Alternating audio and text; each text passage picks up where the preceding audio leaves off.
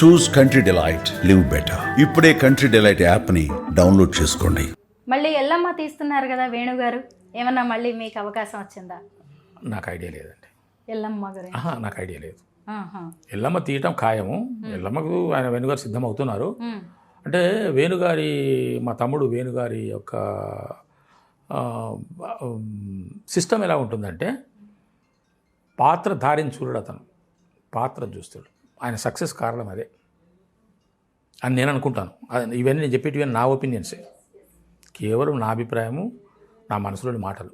అవి అందరికీ నచ్చాలని లేదు కదా. విమర్శించే వాళ్ళు ఎప్పుడూ ఉంటారు. చెప్పడానికి వచ్చాడా అని అనుకునే వాళ్ళు ఉంటారు, కరెక్ట్గా చెప్పాడు కదా అని అనుకునే వాళ్ళు ఉంటారు. వాళ్ళు ఉన్నారు, వీళ్ళు ఉన్నారు. అయితే వేణు అలాంటి దర్శకులే ఇంకొకరు ఉన్నారు. నేను పేరు చెప్పాను, ఎందుకంటే పేరు చెప్పడం భావ్యం కాదు కాబట్టి. ఉత్తమోత్తమ దర్శకుడు. ఆయన తీసిన ఏ సినిమా ఫెయిల్ కాలేదు. కారణం ఇదే.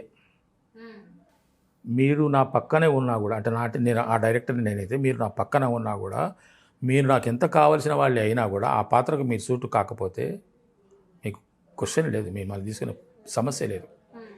మీరు నాకు పరిచయం లేకపోయినా మీ ఫోటో నా దగ్గరికి వస్తేనో, లేక మిమ్మల్ని నేను ఎక్కడైనా చూస్తేనో, నా పాత్రకు మీరు కనెక్ట్ అవుతున్నారంటే మీరు పాతాళంలో ఉన్నా పట్టుకొచ్చుకుంటాం. అది కావాలి, అది కావాలి దర్శకుడికి. ఎస్, అది కావాలి. ఇప్పుడు వేణుగారు వెళ్తున్న సిస్టంలో ఏమిటంటే ఆయన పాత్రధారిని ఎప్పుడు చూడాడు. ఆయన పాత్రను చూస్తాడు, ఆ పాత్రకు ఎవరైతే సరిపోతారు. పాత్రధారి కోసం పాత్ర సృష్టిస్తాడని నేను అనుకోను. ఆయన ఒక పాత్రను క్రియేట్ చేసుకుంటాడు, ఈ పాత్రకి ఎవరు సూట్ అవుతారు. అదే ఆయన సక్సెస్. బలగంలో జరిగింది అదే. ఎంతోమందిని ఆడిషన్ చేశాడు. ఒకానొక దశలో ఒక దగ్గర ఫిక్స్ అయిపోయాడు. ఒక క్యారెక్టర్కి ఒకతనే ఫిక్స్ అయిపోయాడు. ఆయనకు షూటింగ్ డేట్ దగ్గరికి వస్తుంది. ఆర్టిస్ట్ ఏమో దొరకట్లేదు ఆ క్యారెక్టర్కి, అది మెయిన్ క్యారెక్టరు. చివరికి ఎట్టకేలకు ఆయన కాంప్రమైజ్ అయ్యి తప్పని పరిస్థితిలో ఒక అతను పెట్టుకున్నాడు. కానీ మనస్ఫూర్తిగా అతనికి లేదు. లక్కీగా ఆయన అదృష్టం బాగుంది, ఒక పర్ఫెక్ట్ ఆర్టిస్ట్ దొరికాడు. దానికి ఈ అంతకుముందు ఉన్న అతన్ని కాదనుకొని అతన్ని తీసుకున్నాడు. అట్లా ఉంటుందన్నమాట. బలగంలో తెలంగాణ యాసలో ఎంత చక్కగా అదరగొట్టారో, మళ్ళీ సంక్రాంతికి వస్తున్న సినిమాకి వచ్చేసరికి మళ్ళీ మిమ్మల్ని మీరు ఎలా మార్చుకున్నారు? అసలు ఆ గోదావరి స్లాంగ్ని వంట పట్టించుకోవడం, అంత అందంగా మాట్లాడడం సాధ్యమయ్యే పని కాదు.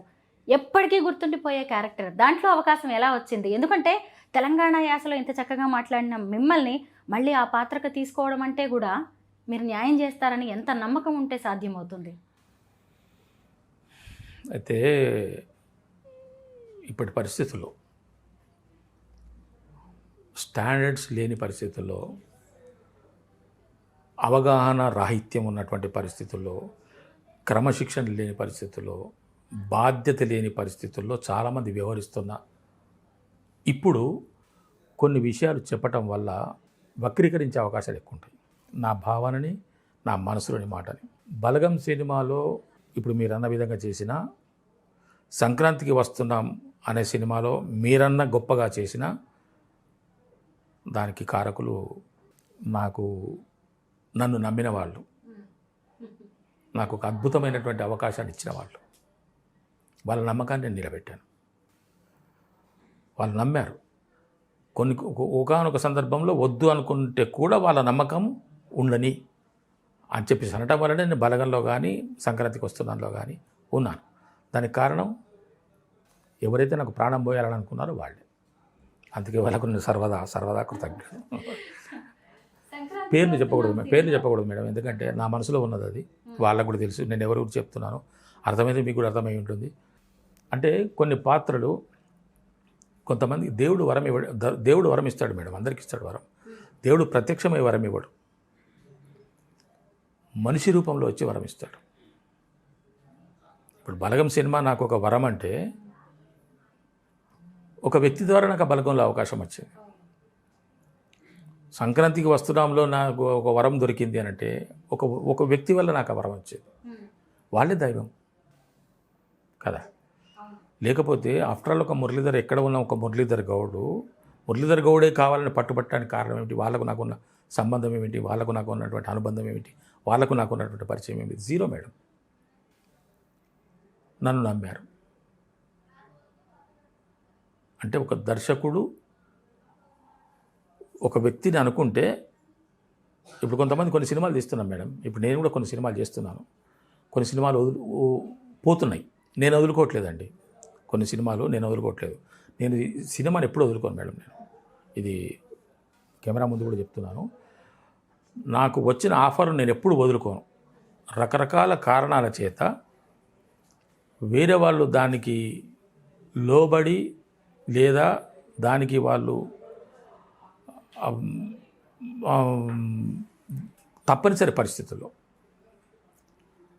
నన్ను కాకుండా వేరే వాళ్ళని తీసుకుంటున్నారు అనుకుందాం. ఫర్ ఎగ్జాంపుల్ ఇప్పుడు ఒక సినిమాకు నన్ను అడిగారు, డెఫినెట్గా చేస్తాను సార్ అని చెప్తాను. నేను మళ్ళీ చెప్తున్నాను, నేను ఏ సినిమా వదులుకోను. నాకు వచ్చిన సినిమా ఏదైనా నేను వదులుకోను. వాళ్ళ బడ్జెట్ ప్రకారంగా అనుకోండి, లేకుంటే వాళ్ళకు ఉన్నటువంటి ఆబ్లిగేషన్స్ వల్ల అనుకోండి, లేకుంటే వాళ్ళకు ఉన్నటువంటి వేరే ఒత్తిళ్ళ వల్ల అనుకోండి. ఎందుకు లేండి సార్ మురళీధర్ గారు, ఎవరు పెట్టుకుందాము అని చెప్పేసి అనుకుంటే, ఇప్పుడు ఒక క్యారెక్టర్కి ఒక వ్యక్తిని అనుకుంటే ఆ క్యారెక్టర్కు అతన్ని అనుకోవడం కరెక్టు, అతన్ని తీసుకోవడం కరెక్టు, ఎవరైనా సరే. ఎందుకంటే దర్శకుడు అనుకుంటున్నది వేరు ఉంటుంది, రచయిత అనుకున్నది వేరు ఉంటుంది.